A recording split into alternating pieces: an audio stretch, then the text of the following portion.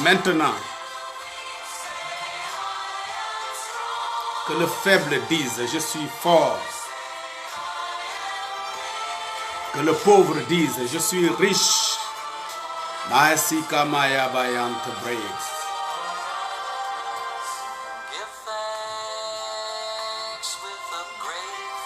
Hallelujah.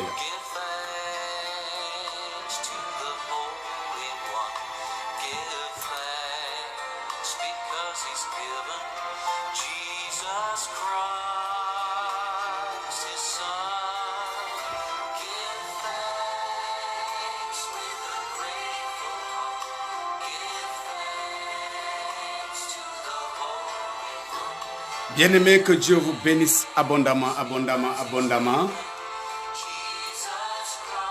Ce soir, des moments de privilège, des moments de faveur, des moments de mystère révélé, des moments de paix, des moments de grandeur, des moments de libération, des moments d'excellence, des moments de puissance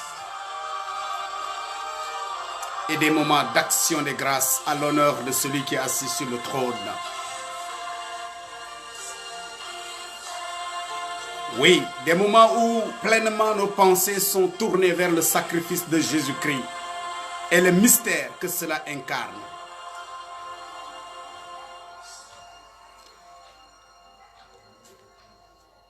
Que Dieu vous bénisse abondamment. Cher ministre de Dieu, le révérend Sylvain Conan,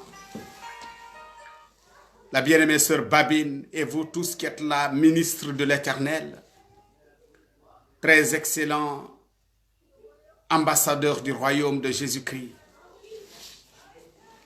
à la grande fraternité des fils de Dieu, recevez mes salutations ce soir. Et sachez que c'est avec joie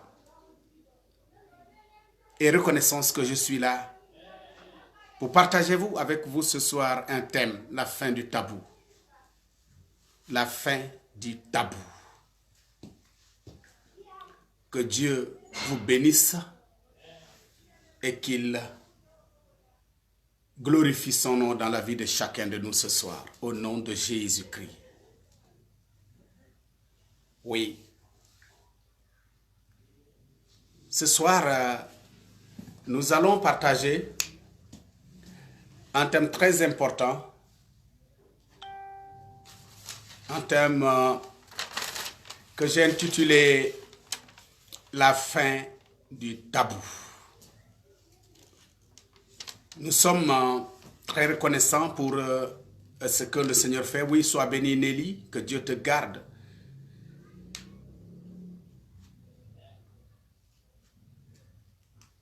Depuis un certain temps, il y a des choses qui ne vont pas, plus que ça ne l'était. Parce que notre Dieu, il est décrit dans la Bible comme étant un soleil, le soleil de justice.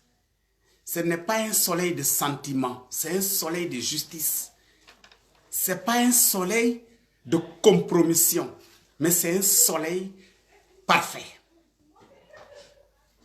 Lequel soleil qui, lorsqu'il sort, la Bible dit la guérison sous ses ailes. Le peuple est appelé à bondir, à jubiler, à se dilater comme des veaux qui sortent de l'étable. Parce que tout ce qui vit, tout ce qui aspire à la vie, doit s'attendre à la projection du soleil, c'est-à-dire au rayon. Voilà pourquoi nous allons beaucoup parler aujourd'hui de certaines choses qui doivent être dites.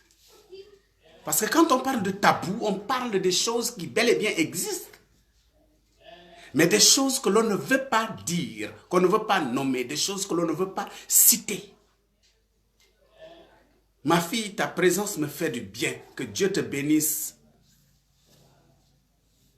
Alléluia. Ma fille Marie, que Dieu te bénisse abondamment. Le tabou, c'est quand on dit non, on ne dit pas. Non, on n'en parle pas. Même si ça doit causer des dommages, on n'en parlera pas. Même si ça doit emporter des vies, on n'en parlera pas. Même si nous devrons être taxés de menteurs, on n'en parlera pas. Même si ça doit blesser ou si le salut de quelqu'un dépend de ça, on n'en parlera pas. Voici le tabou. Et le tabou, tant qu'il est entretenu, il conduit à l'infertilité spirituelle, il conduit à l'emprisonnement spirituel, il conduit à la captivité spirituelle, il conduit à la médiocrité spirituelle, il conduit à la bassesse spirituelle. Le tabou conduit aux complaisances, à une vie de mensonges, à une vie de dents de scie, à une vie fourbe, infructueuse, qui même dépasse ce que l'on pouvait entendre par le mot ténèbres. Le tabou, bien aimé, le tabou est dangereux. Le tabou est pire qu'une religion, parce que c'est entretenir un mythe aux dépens des gens. C'est comme si on partage quelque chose et quelqu'un se permet d'avoir les 99% de la chose à partager, sous prétexte que il est important que les autres se partagent le 1%. Parce que les autres 98 et quelques pourcents qui devraient être repartis comme étant bien commun contiennent des choses que l'on ne peut pas exposer sous prétexte que. Alors qu'en se criant à la cri que Eli lama tabatani, là le voile s'est déchiré de telle enseigne que et on ne peut accéder au sein des saints. Mais jusqu'à présent, le peuple patauge dans le parvis.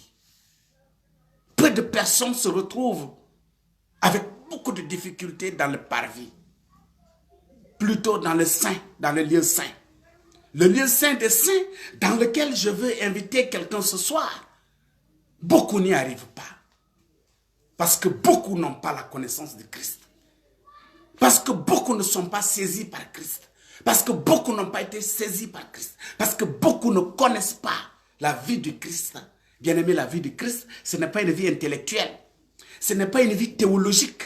Ce n'est pas une vie héritée de nos pères. Oh, mon papa était un grand pasteur, je suis un pasteur. Oh non, je suis né, on m'a appelé Christophe, donc je suis chrétien. Non, j'ai fait 18 ans dans l'école biblique, j'ai obtenu un PhD. Je suis le très excellent docteur en théologie. Alors que la connaissance théologique en soi, cette autre connaissance n'est différente en rien des égouts spirituels qu'on prend pour abreuver le peuple et le peuple est atteint de choléra et de marasme et de kwashiorkor spirituel. Le peuple a du mal à se tenir sur ses jambes parce que le peuple a un problème de calcium. La parole, elle est hybridée. Elle est frelatée. Et quand on pense qu'on va parler, quand ils pensent que tu vas parler, ils se mettent en ordre de démons et tu commences à te lancer des choses. Je ne vais même pas trop provoquer les démons parce que je ne vois même pas qu'est-ce qu'ils m'ont fait. Mais en bande de scélérats, le Seigneur parlerait de bande de scélérats. En ordre de chiens. Parce que les démons même sont très ordonnés. Il y a un démon qui a dit à Jésus, il y a quoi entre toi et nous? Es-tu venu nous tourmenter avant le temps? Mais si tu veux nous enlever dans ce corps, puisque notre temps n'est pas arrivé, tu dois pouvoir nous mettre dans ce troupeau de porcs où il y a 2000 porcs. Voici le Seigneur qui dialogue avec les démons. Vos super bishops, vos super archevêques, menteurs et voyous, quand ils se tiennent là, ils vont vous dire non, ils vont même écraser. Vous pouvez écraser Satan. Depuis que vous écrasez Satan, Satan pisse sur vous seulement. Chaque jour, des démons se manifestent dans vos églises. Et c'est ce que vous prenez pour avoir de l'argent. Vous vous servez de Satan. Vous devez remercier Satan, cher bishop, archibishop, très excellent pasteur, mystérieux révérend, honorable croquette. Vous devez être reconnaissant à Satan. pour lui tirer le chapeau, vous prosterner officiellement devant Satan, parce que c'est lui que vous servez. C'est Satan votre père. Parce que comment vous pouvez comprendre que chaque dimanche, il faut que vous fassiez tomber des gens sous prétexte qu'ils sont possédés des démons. Les démons même là, qu'est-ce qu'ils font avec vous? Pourquoi vous êtes si possédés des démons même? Et puis vous dites que Satan, vous l'avez vaincu. Chaque jour, vous l'avez vaincu. Et c'est vous qui êtes vaincu. Parce que chaque jour, vous l'avez vaincu et vous mentez. Parce que soit il est vaincu, soit il n'est pas vaincu, ou soit c'est vous qui êtes vaincu, ou bien qui est vaincu. Il est vaincu aujourd'hui. Demain soir, il sera vaincu. Après-demain, il sera vaincu. Mais vous faites du business. Libérez le peuple. Libérez le peuple. Le peuple est sous votre joug que c'est un mensonge. Les gens ne peuvent pas être délivrés en tombant. Aujourd'hui, c'est concurrence de tomber. Si quelqu'un ne tombe pas, c'est qu'il n'est pas délivré. Il y en a même qui disent, écoutez, regardez, il va tomber. Mais si c'est pour faire tomber là, quitter devant les gens, hein, les bouddhistes ont fini avec ça. Raël même a fini avec ça. Moi, petit là même, je peux vous montrer ce que vous allez faire là. Si vous touchez quelqu'un, il va se projeter. Moi, petit là. Mais ce n'est pas de ça qu'on parle. Parce que tout ça là, c'est la représentation des fils de Séva.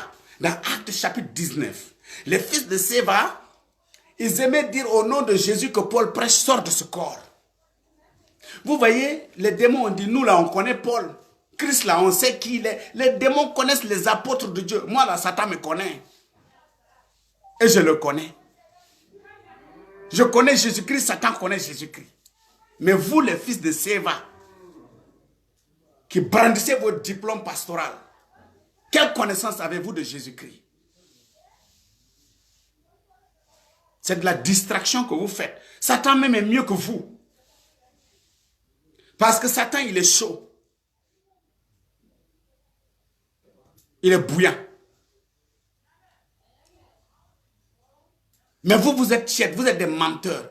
Vous dites ce que vous ne savez pas. C'est en cela que les fils de Séva se mettaient à chasser les démons au nom de Jésus que Paul prêche. Le démoniaque les a pris un jour, les a chicotés correctement. Mais bien aimés, voici ce que je m'en vais dire. Nous parlons de la fin du tabou. Et pour commencer à introduire ces moments, j'aimerais demander à notre bien-aimé frère Cheikh de nous faire la lecture dans 2 Timothée, dans le Nouveau Testament, dans 2 Timothée chapitre 1, le verset 15. J'ai posté une photo avant-hier. Quand j'ai fini de poster la photo, il y a un fils de Séva, avec une barbe de bouc qui se tient là pour me dire ouais, et que ouais, je fais du fétiche. Mais moi, si je fais du fétiche, je n'ai pas besoin de vous cacher. Mais je n'ai pas fait du fétiche, hélas. Je ne fais pas comme vous, parce que vous qui parlez là, je vais mettre votre cul au dehors. Vous allez comprendre. Vous vous amusez. Ce que Béhanzin vous a dit là, c'est petit par rapport à ce que je vais vous dire. Parce que Béhanzin s'est trop amusé avec vous. Mais moi, je vais parler pour que le peuple quitte vos aisselles souillées là, vos jougs impurs et maléfiques. Que le peuple puisse entrer dans sa destinée prophétique. Que vous ne puissiez pas condamner un peuple dans le faux, dans l'ignorance et dans la fourberie, sachant que vous êtes dans le mensonge. Mais vous êtes organisés dans ce mensonge, croyant qu'on ne peut pas vous atteindre. Mais la vérité peut vous atteindre. 2 Timothée, chapitre 1, verset 15, s'il te plaît. Tu vas nous faire la lecture.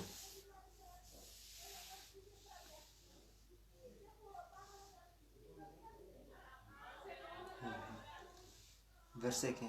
Verset 15. Tu sais que tous ceux qui sont en Asie, Tu sais que tous ceux qui sont en Asie m'ont abandonné. m'ont abandonné.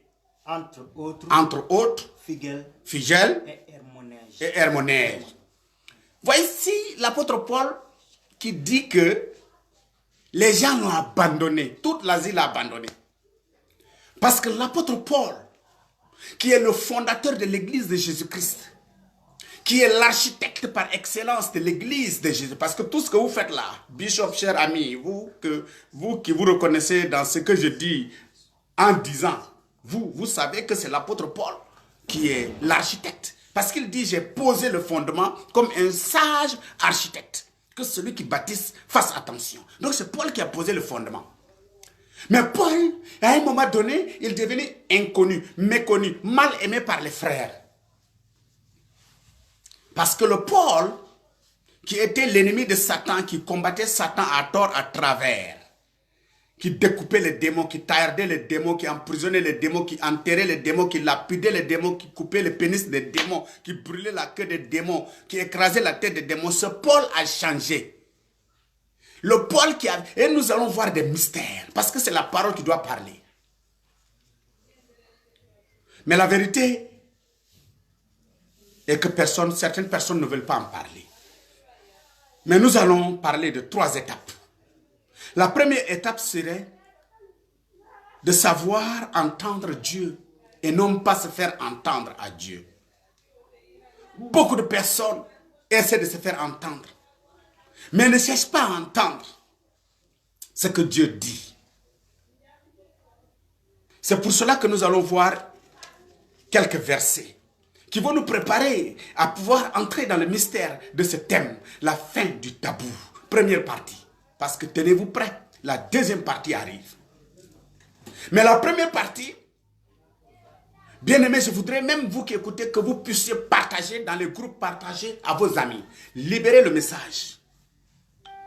Les gens vont lire, ils vont suivre, mais ils ne vont pas vouloir parler de ceci et cela. Ce n'est pas ça qui compte, mais c'est d'entendre le message.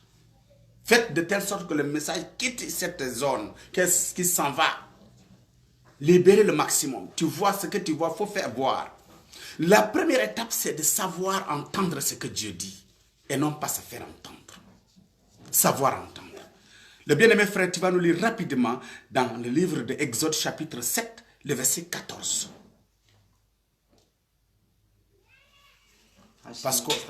Parce qu'on a trop d'ennemis. Satan là, aujourd'hui, on va parler. J'ai failli même intituler mon thème la gloire de Satan. Mais si je le fais directement, vous ne pouvez pas comprendre. Chapitre 7. Chapitre 7, Exode 7.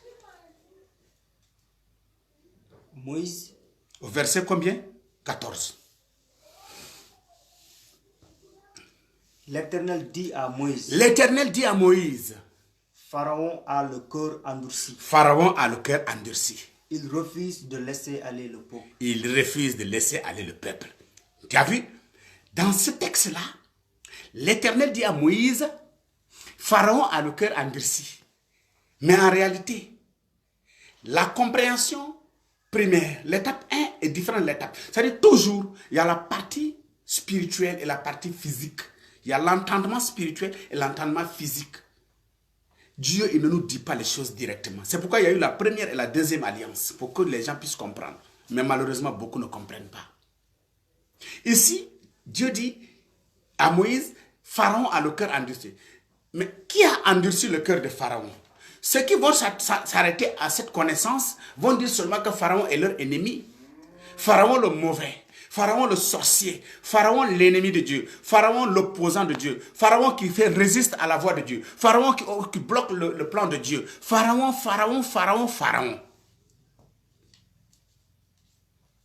Mais on ne cherche pas à savoir qu'est-ce qui se passe et puis Pharaon a le cœur endurci. On se contente d'avoir l'ennemi, de l'avoir devant nous et de nous concentrer à avoir que l'ennemi. Mais nous ne cherchons pas à savoir spirituellement si l'ennemi existe et que Dieu l'a fait exister. Pour quelle raison l'ennemi existe?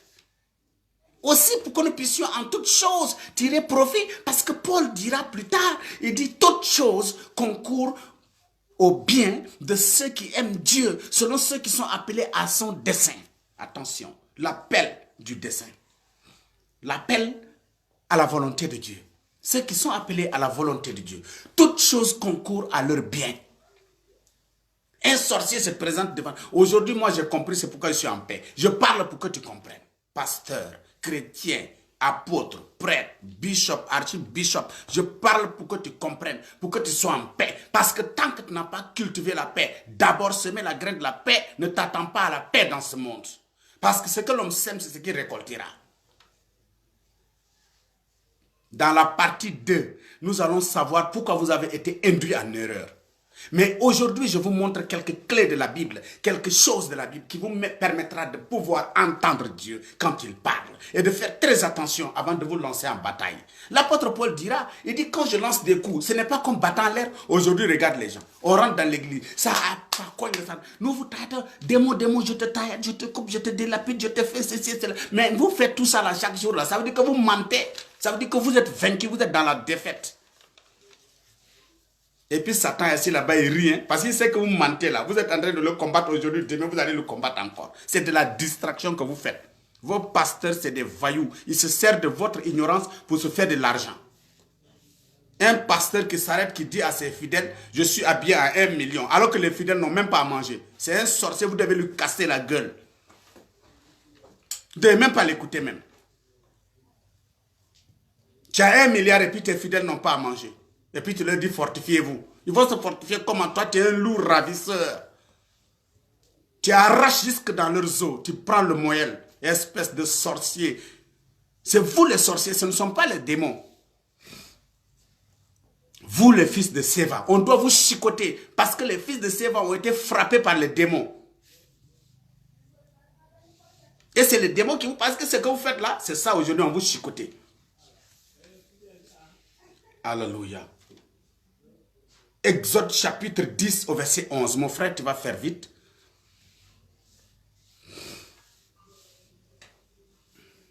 Check. Exode. Chapitre 10, le verset 11. Non. Non, allez. Ça veut dire quoi? Ce que tu dis non, allez là. Exode 10, verset 11. Exode 10, verset 11. Ouais. Ils vont où?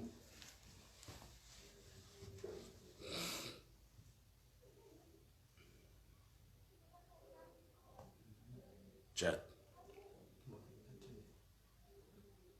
Voilà, verset 11. Oui.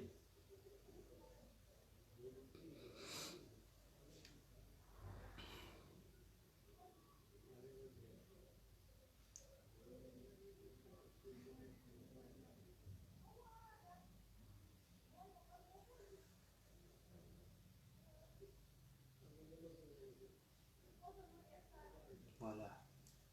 Quand c'est lent là, j'aime pas. Oui, c'est verset 11. Oui. Non. Non, allez. C'est ça. Faut lire. Allez, vous les hommes, et servez l'Éternel. Car c'est là ce que vous avez demandé. Non. C'est moi qui ai endurci le cœur de Pharaon.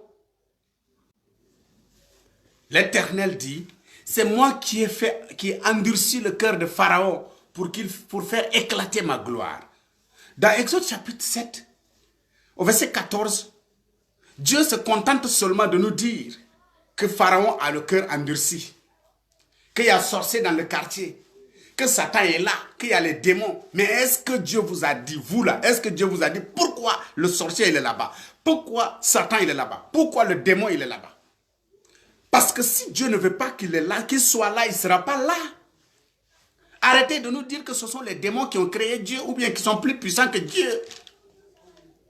Parce que parfois votre raisonnement et votre position spirituelle laissent à croire que c'est Satan qui a le pouvoir sur Dieu et sur le plan de Dieu. Et en ayant une certaine position, vous craignez plus Satan que Dieu. Votre amour pour Dieu est faux. C'est un amour religieux, ce n'est pas un amour fondé. C'est un amour que vous récitez. Oh Saint-Esprit, mieux vaut dire Sainte Marie, Mère de Dieu en même temps. Payez vos chapelets, c'est mieux. Payez les chapelets. Donc, nous allons poursuivre. Dans Exode chapitre 20, Exode chapitre 20, cette fois-ci, bien aimé cher, Exode chapitre 20, du verset 2 au verset 3.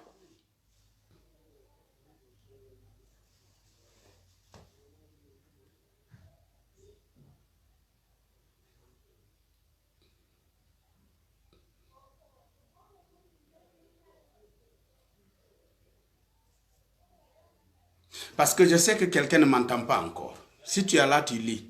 Je suis l'Éternel, Je suis l'Éternel. Ça, c'est Dieu qui parle, hein, ce n'est pas quelqu'un d'autre. Je suis l'Éternel, ton Dieu, ton Dieu, qui t'a fait sortir du pays d'Égypte, qui t'a fait sortir du pays d'Égypte, de la maison de servitude. de la maison de servitude.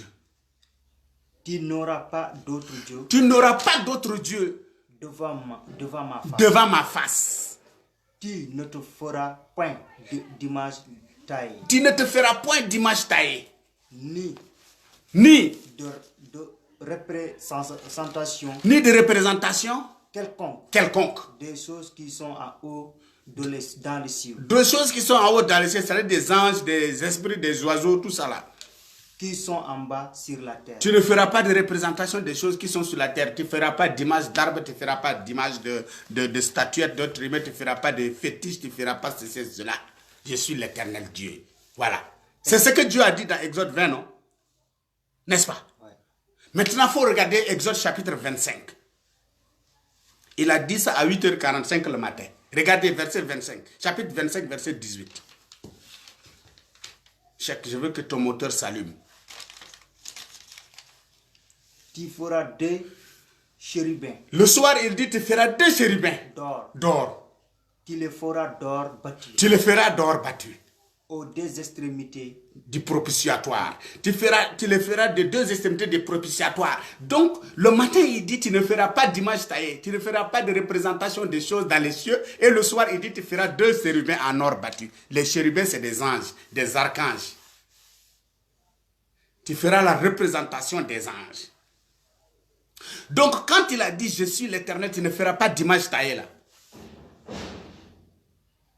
Est-ce que le soir, Dieu a changé d'avis? Ou bien il est devenu un autre Dieu?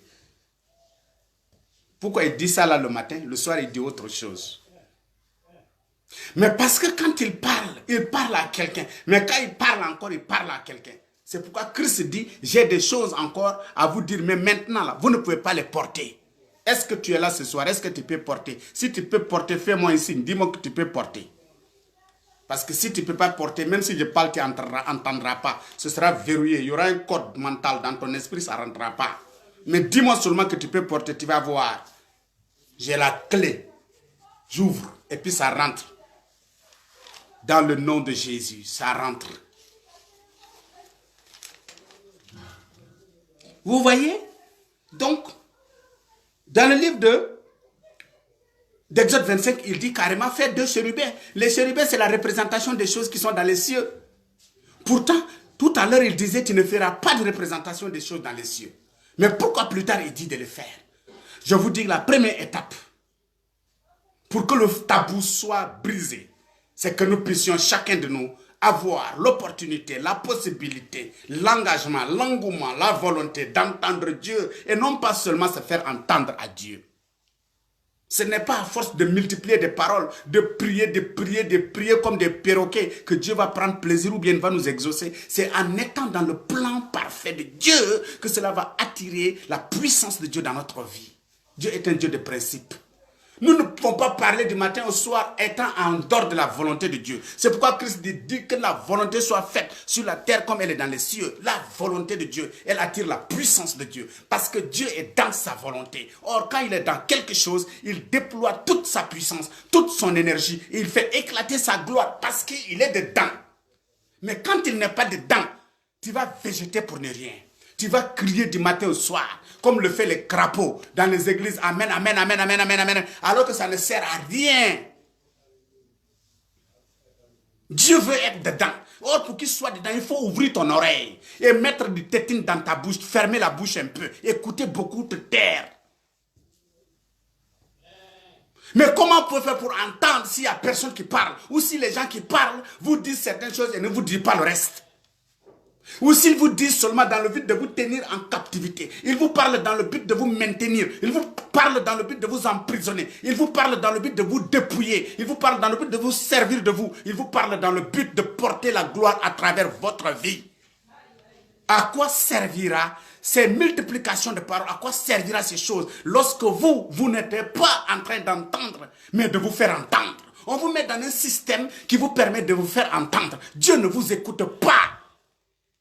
La Bible dit depuis là vous priez, mais c'est zéro parce que vous ne priez pas, vous ne parlez pas à Dieu, vous parlez à vous-même. Vous faites la masturbation spirituelle. Vous faites ce qui vous plaît. Vous suivez le sens de vos poils. Vous vous faites plaisir, hein? Faites-vous plaisir. Vous allez voir. Ce n'est pas celui qui fait le cadeau à quelqu'un qui est apprécié. C'est celui qui donne le cadeau qui est aimé. Il faut faire le cadeau que Dieu aime. Le cadeau que Dieu aime, c'est être dans sa volonté. Regardez l'apôtre Paul.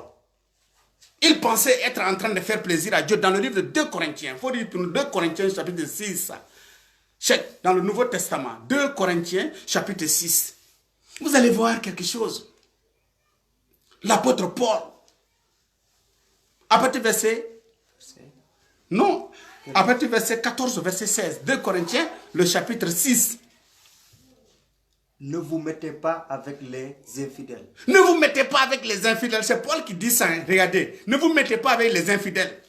Soyez joug étranger. Oui. Car quel rapport y a-t-il entre la justice et l'injustice? Quel rapport y a-t-il entre la justice et l'injustice? Ou qu'il y a-t-il de commun entre la lumière et les ténèbres? Qu'y a-t-il de commun entre la lumière et les ténèbres? Ils ont coupé le courant chez moi. Vous voyez, ça va me faire truc tout à l'heure. Les ténèbres sont très puissantes. Quand elles sont là, tout le monde marque la pause. Mais je pense que le courant va revenir tout à l'heure. Gloire à Jésus-Christ. Amen. Jésus est la lumière. Amen. Hein? Donc, vas-y, tu vas voir. Qu'y a-t-il entre les ténèbres et la lumière? Oui. Quel rapport y a-t-il entre les ténèbres de Dieu et les idoles? Quel rapport y a-t-il entre le temple de Dieu et les idoles? C'est ça là qui me plaît même. Car nous sommes le temple de Dieu vivant. Car nous sommes le temple de Dieu vivant. C'est l'apôtre Paul qui dit ça. Hein? Paul, dans 2 Corinthiens chapitre 6, il était enfant, il était bébé, il n'avait rien compris. Il était un guerrier. Partout, il voit Satan, il voit les démons partout, il voit sorciers partout, il voit le mal partout. C'est lui, un Paul. C'est ça, étant un petit Paul. Il dit quand j'étais petit, je parlais comme un petit, je raisonnais comme un petit, je me comportais comme un petit, je me mouchais comme un petit, j'urinais comme un petit, mais quand je suis devenu grand, j'ai fait disparaître ce qui était de l'enfant, j'ai fait apparaître ce qui était de l'adulte, de l'homme mûr, de l'éternel Fils de Dieu fait, du disciple fait. 2 Corinthiens chapitre 12 maintenant. 2 Corinthiens chapitre 12. Continuez au chapitre 12, à partir du verset 7 au verset 9. Tu vas voir ce qu'il dit là-bas. Le même Paul, hein, la même bouche. Verset 6, 7. Et pour que je ne sois pas enflé d'orgueil. Et pour que je ne sois pas enflé d'orgueil. À cause de l'excellence de ses révélations. À cause de l'excellence de ses révélations. Il m'a été mis une écharde. Il m'a été mis une écharde. Dans la chair. Dans la chair. Un ange de Satan. Un ange de Satan. Pour me souffleter. Ça me fait, ça là, ça me choque. Est-ce que ça te choque pas? Toi, tu es là. Ça te choque pas. Paul dit pour qu'il ne soit pas enflé d'orgueil et jeté en enfer. Il fallut qu'on délègue un ministre de Satan qu'on appelle un ange. Peut-être il s'appelait Haususun. Je ne sais même pas encore si c'est Hausubilun. Je ne sais pas quel est son nom, mais c'était un démon. Il a été envoyé dans le corps de Paul. Dans un corps qui respirait la guérison, qui distillait la guérison, qui répandait la guérison, qui éradiquait la guérison. Un corps dont l'ombre seulement guérissait. Ce corps était malade et la maladie était causée par la présence d'un démon. Un démon lequel envoyé par Dieu dans le corps de Paul, qui était le temple du Dieu vivant. Quel rapport entre le temple de Dieu et le démon? Que fait ce démon dans le temple de Dieu? In the mind the shall be the one to guide, be the bread. Should we the bread. Les esprits de distraction commencent à venir. Ça là, c'est les gens qui ne sont pas gentils. Vous regardez et vous faites ça. Bon, mais on continue. Quel rapport entre le temple de Dieu et les démons? Voici un temple de Dieu. Paul dit c'est notre corps qui est le temple de Dieu, non? Pourquoi Dieu n'a pas envoyé Gabriel? Pourquoi Dieu n'a pas envoyé Shaftiel? Pourquoi Dieu n'a pas envoyé un des séraphins, un des chérubins, un des archanges, un des chérubins protecteurs? Pourquoi Dieu n'a pas envoyé Michael, le défenseur des hommes, pour garder le corps de Paul? Mais il a envoyé un démon dans sa vie. Pourquoi? Est-ce que vous vous posez la question pourquoi? Paul même ne s'est pas posé la question pourquoi. Il a pris son arme, il a commencé. 3 jours de jeûne sec, jeûne Esther. Lui, Paul, il dit je vais prendre jeûne Esther. Je vais décréter jeûne Esther. Je vais te chasser, je vais te plier, je vais te couper, je vais te taillarder, je vais t'enterrer, je vais te fusiller, je vais te démolir. Je vais, toi, Satan, je vais te faire ça, faire ça, faire ça, faire ça. Mais finalement, après 3 jours d'Esther et 3 jours de Daniel, 3 jours de je ne sais pas qui encore, de résurrection, il a fait 3 fois, mais après ces choses, il y a eu 0 résultat. Dieu lui dit, laisse les démons sur place. C'est moi, je l'ai envoyé. Est-ce que ce n'est pas sous vos yeux? Laisse les démons là tranquille. Arrête de les perturber. Si tu m'aimes, moi l'Éternel, laisse les démons là tranquille. C'est pas tous les démons en chasse. C'est pas tous les sorciers en merde. C'est pas tous les démons en chasse. Satan que vous emmerdez là, il est plus important que vous parfois même. Parce que vous-même, est-ce que vous connaissez Christ? Vous connaissez Christ, vous connaissez le trône, pasteur, pardon, super bishop, archbishop, mon œil. Vous pensez que c'est ça, archbishop, menteur là? S'il faut dire la vérité, maintenant c'est la vérité. Vous ne dites pas la vérité, on va vous casser les mâchoires. Vous allez comprendre. Au nom de Jésus que Paul prêche. Toi-même, tu ne connais pas Jésus. Les démons disent, nous, on connaît Jésus. Est-ce que toi, pasteur, tu connais Jésus? Ce n'est pas ton diplôme, tu as, vrai, là, entre toi et moi. Ce n'est pas diplôme. Si on enlève diplôme, tout de suite, tu as fermé ta bouche. C'est diplôme. Tu es allé te faire former pour parler de Jésus. Honte à toi. Shibo Kabasaka. It Kabot. On t'a formé, c'est ça que tu parles. Donc si on t'a déformé, tu es foutu. C'est pourquoi nous allons te déformer. Pour que tu sois reformé. Et que tu détiennes la forme authentique, originelle. D'après la volonté de Dieu, et que tu parles, tu dises ainsi dit le Seigneur. Ce n'est pas ainsi dit un système. Nous, on s'en fout du système. C'est le système qui est la prison. Ce n'est pas le Satan. Satan n'a pas fait de prison. Satan, il est assis à la gauche de Dieu là-bas. Jésus est à la droite. Satan à la gauche. Dans toute la Bible, vous allez voir Satan toujours à côté de Dieu. Tout le temps, Satan est à côté de Dieu. Même jusqu'à aujourd'hui. Apocalypse dit, il est au trône là-bas, il accuse nos frères nuit et jour. Satan est nuit et jour devant le trône. Nuit et jour devant le trône. Nuit et jour devant le trône. Nuit et jour devant le trône. Vous êtes où? Dans la boue, dans la bassesse, dans l'ignorance totale. Satan est nuit et jour devant le trône. Il accuse les frères. C'est parce qu'on t'est accusé là que ça vous fait mal. Mais on doit vous accuser. Un bon tribunal, il y a un avocat à la défense et un avocat à l'accusation. L'avocat à l'accusation accuse, l'avocat de la défense défend. Jésus-Christ est assis à la droite du Père, il intercède en notre faveur, il est notre avocat. Il ne faillit pas son devoir. Mais pour que Jésus puisse nous défendre, il faut que quelqu'un nous accuse. Vous ne voulez pas qu'on vous accuse. Il faut que vos œuvres soient mises à nu devant le trône. Je suis appelé à demander à mon frère de regarder Zacharie, dans l'Ancien Testament, le livre de Zacharie, chapitre 3, à partir du verset 1 au verset 4. Vous allez voir. Donc l'apôtre Paul, qui dit, quel est le rapport entre Satan et Christ? Voilà le rapport là. C'est le même rapport dans le livre de Jean, chapitre 6, au verset 70. Jésus dit, n'est pas moi, je vous ai appelé tous les 12, mais un de vous, il est démon. Ça veut dire qu'un d'entre les 12 est démon. C'est Jésus qui est allé dans le camp de Satan, dans le royaume de Satan, et il allait frapper à la porte de Satan. Il a négocié avec Satan pour prendre un élément de Satan en la personne de Judas. Judas n'était pas possédé, il était Satan. Jésus dit il est démon. Il n'a pas dit il est possédé, hein? Il dit il est démon. C'est Jésus qui a appelé le démon. Pourquoi Jésus appelle le démon? Vous vous posez la question, et c'est vous qui combattez démon. Partout vous voyez démon. C'est vous-même, démon même est mieux que vous. Démon même fait la volonté de Dieu. Déjà, démon même vient même rentrer dans le corps de quelqu'un pour l'aider à ne pas s'enorgueillir. Les démons sont importants. Vous valez rien, église d'aujourd'hui. Vous valez zéro. Absolument rien. Vous n'avez aucune utilité. Vous êtes une forme de peau de singe, comme disait l'autre, dans l'os de mort-l'âme. Ni pour le cordonnier, ni pour celui qui prie. Vous ne servez à rien, une peau de singe. Alors que les démons même sont utiles. Dieu se sert des démons tous les jours que Dieu fait. Vous les combattez. Parce que vous êtes dans le faux. Vous êtes des rapaces. Vous êtes des lâches. Vous n'êtes pas des vrais. Un vrai, il aime la confrontation avec la lumière. Vas-y mon frère. Zacharie chapitre 3, à partir du verset 1, on va leur dire que Satan est mieux que eux, que leur pasteur.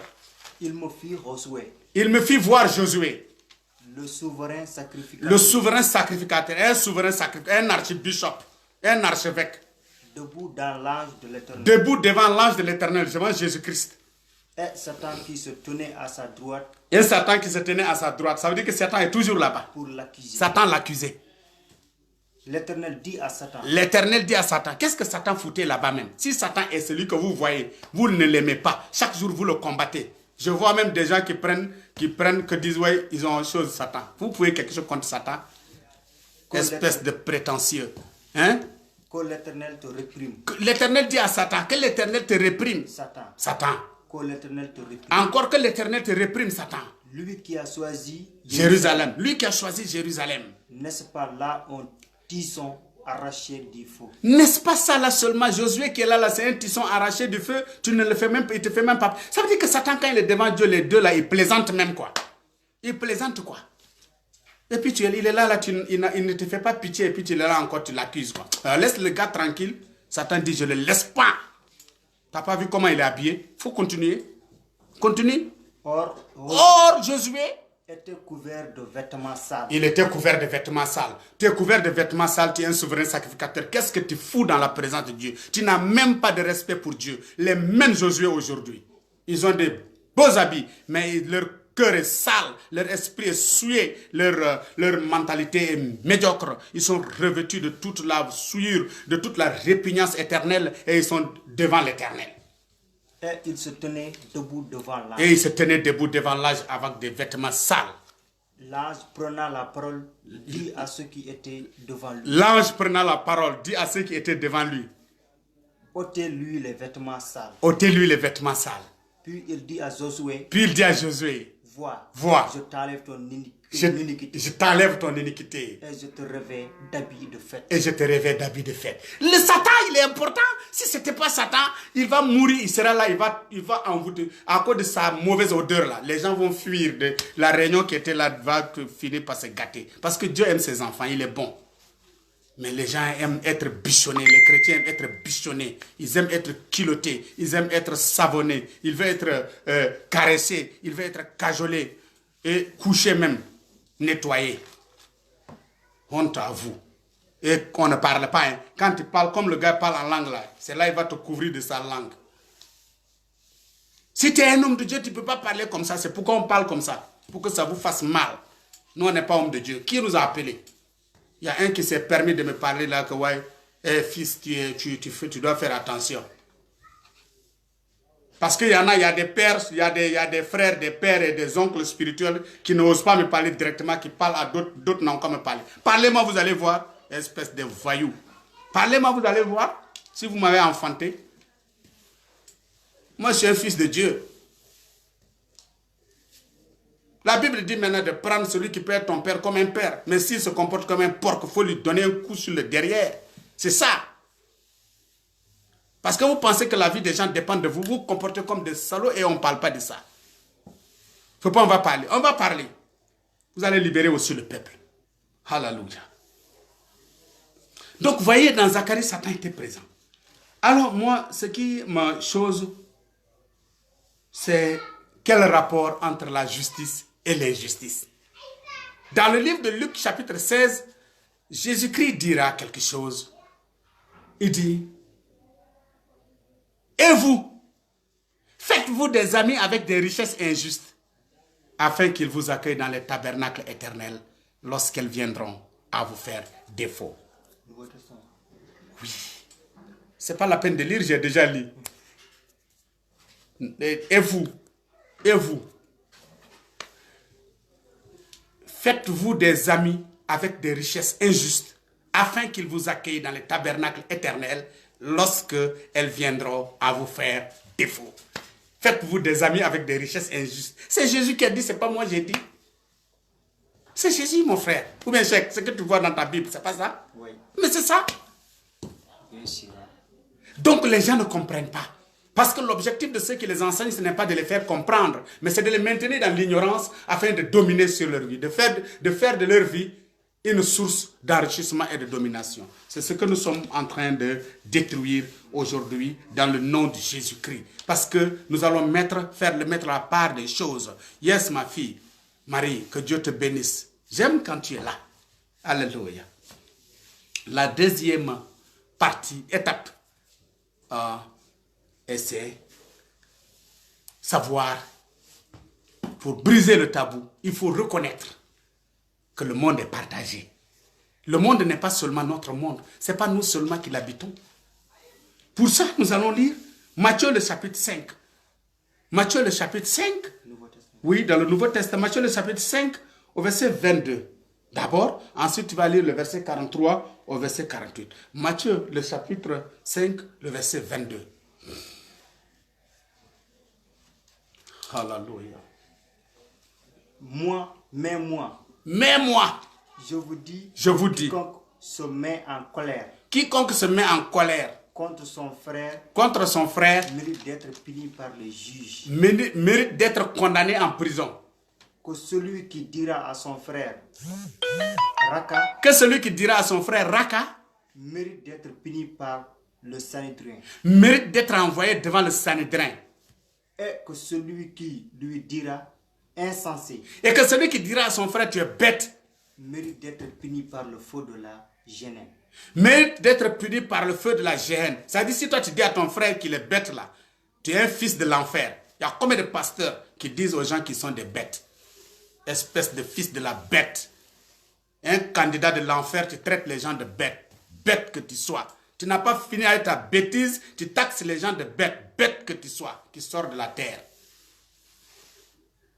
La Bible dit, celui qui taxe son frère de bête doit pouvoir être puni par le feu de la géhenne.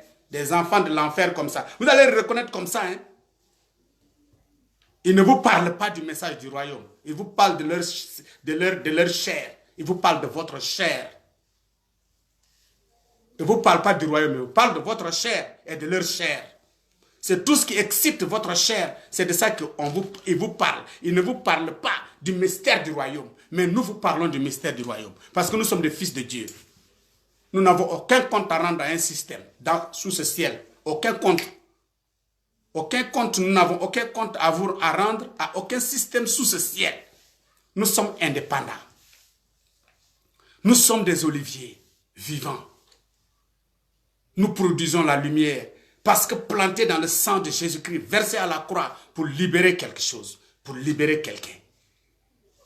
Et c'est de ça qu'il est question. Amen. Lis le verset 43.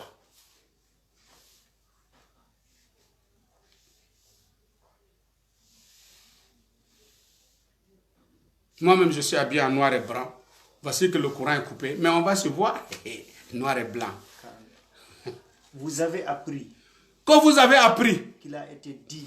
Qui a été dit. Tu aimeras ton prochain. Tu aimeras ton prochain. Et tu haïras ton ennemi. Tu haïras ton ennemi. Mais moi. Je vous dis. Aimez vos ennemis. Aimez vos ennemis. C'est Jésus. Attends, qui dit? C'est Jésus qui parle, non, mon frère.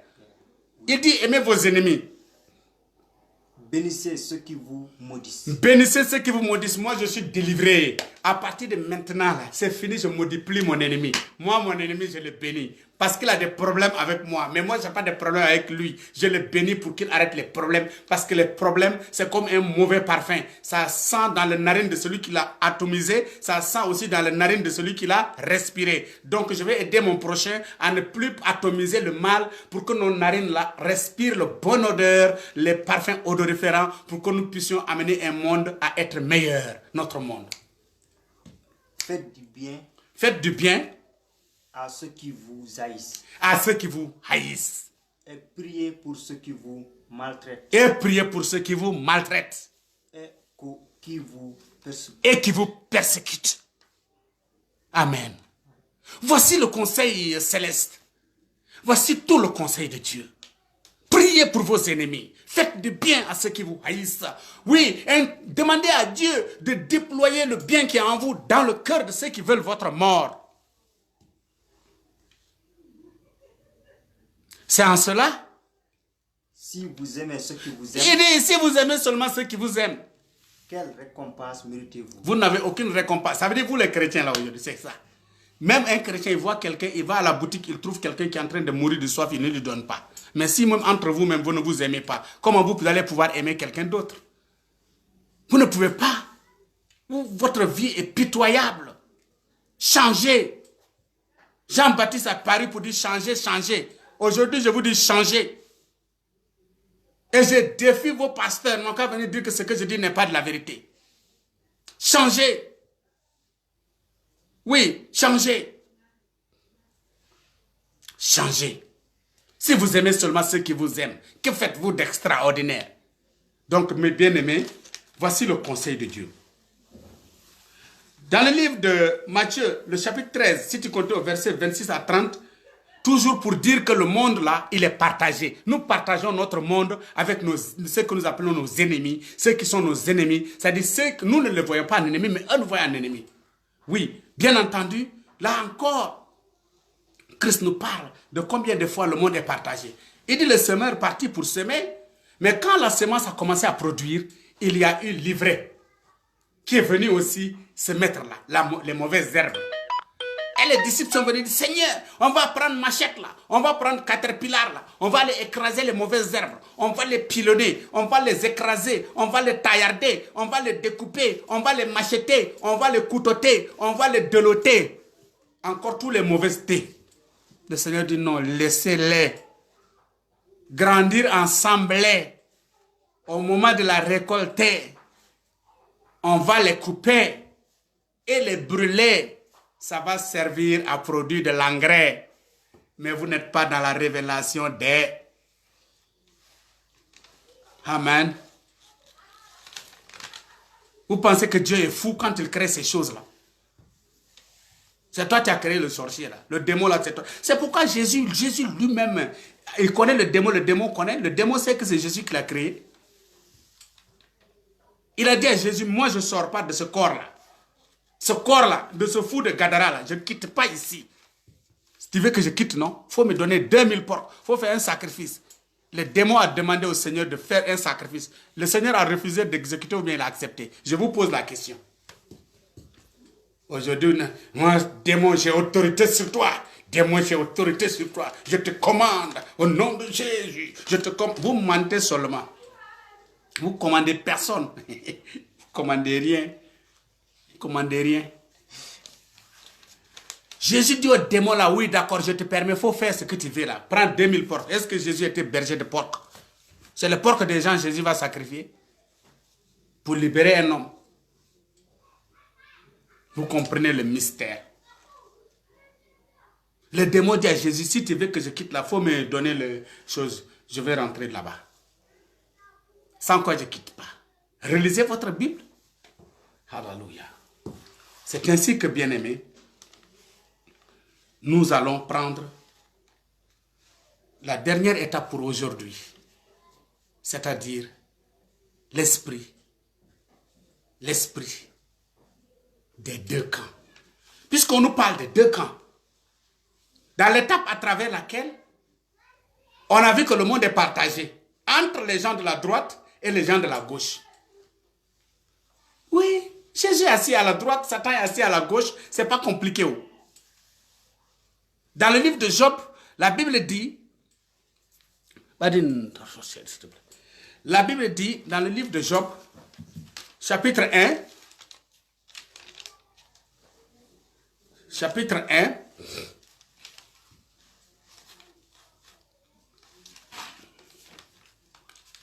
dans le livre de Job, chapitre 1, que Satan est venu dans la présence de Dieu. Il est venu dans la présence. Voilà. Il est venu dans la présence. Là, tu es, c'est bon. Amen. Il est venu dans la présence de Dieu. Quand les fils de Dieu se retrouvèrent, la Bible dit Satan aussi, il vint. Et Dieu lui dit, Satan sort. Non, hein, c'est pas ce qu'il a dit. Dieu lui dit, Satan, tu viens d'où? Prends de l'eau. Il faut t'asseoir. Hein, tu viens d'où? Tu transpires. Hein? On dirait que tu as beaucoup marché. Satan dit, ouais, j'ai parcouru tout le monde. Je suis trop fatigué, papa. Satan même appelle ton Dieu papa. Parce que s'il n'est pas le fils de Dieu, si les enfants de Dieu sont réunis, Satan ne peut pas avoir le culot de venir là-bas. Ça vous fait mal ou bien ça vous fait plaisir? Si ça te fait mal, il faut acclamer. Si ça te fait plaisir, il faut te déconnecter. C'est la Bible qui dit que Satan est rentré dans la présence de Dieu, où il y avait le Fils de Dieu. Il est venu en tant que bâtard ou bien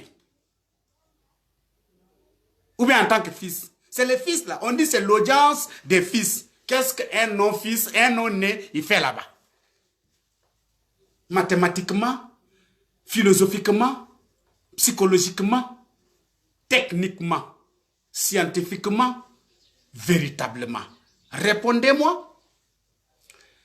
Dieu lui dit, qu'est-ce que tu fais? Tu es quitté où? Il dit, non, j'ai parcouru la terre et tout ça. Dieu dit, mais tu as remarqué mon serviteur Job, tant. Ils ont commencé à discuter. Comme si la réunion concernait que Dieu et Satan. Les fils de Dieu n'ont pas ouvert leur bouche. Il n'y a pas un qui a levé le petit doigt pour dire, Père, je vais parler. Eux tous, ils étaient au garde-à-bout. Ils ont serré leurs fesses. C'est Satan qui était relax. Tous les fils de Dieu ont serré leurs fesses au garde-à-bout.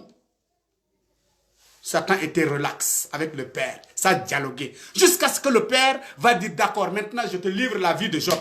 Je te livre tout ce qui... Mais ne touche pas à sa vie. Il faut tuer ses enfants. Il faut tuer ses entreprises. Il faut tuer ses bergers. Il faut faire ceci, il faut faire cela. Il faut briser son couple. Et il faut faire encore... Il faut le rendre malade. Dieu dit à Satan, fais tout ce que tu veux. Laisse sa vie. Tout le monde. Il faut tuer tout le monde, mais laisse-le. Aïe, Satan a pris ordre de mission bien signé de la part de Dieu pour aller commencer son travail. Il a commencé à tuer les bergers. Il a commencé à tuer les animaux, à détruire la richesse de Job. Ensuite, il a tué les enfants de Job. Ensuite, il a détruit le mariage de Job. Ensuite, il a détruit la santé de Job. Tout ça, là, c'est Satan qui a fait. Si c'était aujourd'hui, là, tu vas voir. Jeûne Esther, 40 jours de jeûne, 70 jours de jeûne et de prière, 34 jours de jeûne et prière, 18 mois de jeûne et prière, 155 jours de jeûne et prière, de n'importe quoi. Vous êtes devenus comme des crapauds. Vous priez pourquoi? Vous savez pourquoi vous priez? 100 jours de jeûne, c'est quelle prière ça? 200 jours de jeûne. Parce que mon mariage est brisé. Parce que mon entreprise est détruite. Fais attention, reste tranquille. La Bible dit que Job, quand tout s'est gâté là, Job déchira son manteau, se rasa la tête, se jeta à terre. Ces trois actions sont prophétiques. Déchirer son manteau, c'est détruire c'est briser sa chair, le brisement. Détruire son manteau, c'est sa gloire. Raser la tête, c'est changer de mentalité. Se jeter à terre, c'est s'humilier. Bien-aimé, nous devons cultiver ces trois qualités. Lorsque ça ne va pas, la Bible dit, quelqu'un est dans la souffrance, qu'il chante des cantiques, qu'il prie. Quand Job est rentré dans cette souffrance atroce, il a déchiré son manteau. Il est rentré dans les moments de mortification, de supplication. Il a rasé sa tête, il a changé de façon de voir. Il s'est jeté à terre, il s'est humilié pour que ce qui précède à la gloire, et nous avons vu ce qu'il est devenu avant. Alléluia. C'est ainsi que la Bible nous parle de quelqu'un d'autre. Un David, l'homme selon le cœur de Dieu, et de Saoul, un roi qui était choisi par Dieu. La Bible dit, dans 1 Samuel, chapitre 14,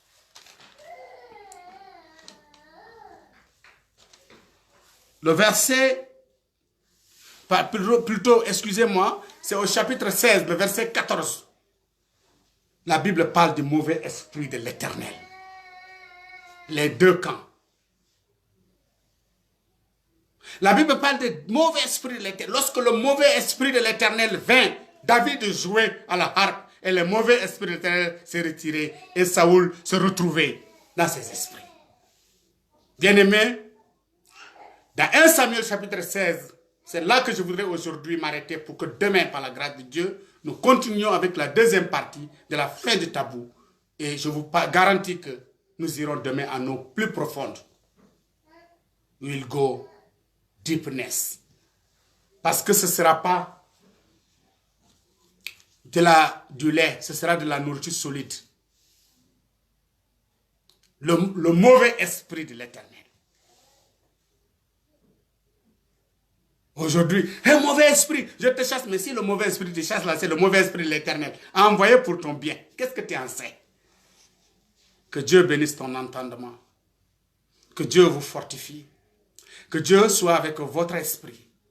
Et qu'il soit aussi avec votre pensée. Dans le nom de Jésus-Christ. Parce que demain, nous irons voir pourquoi Jésus est venu.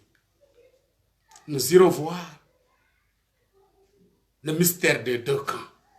Si Jésus est venu, il est venu pourquoi? Nous allons voir pourquoi dans Matthieu 4, l'Esprit de Dieu va envoyer Jésus-Christ dans le désert pour que Satan puisse le tenter. Parce que ce n'est pas Jésus qui allait confronter Satan, hein, comme vos pères vous le disent là.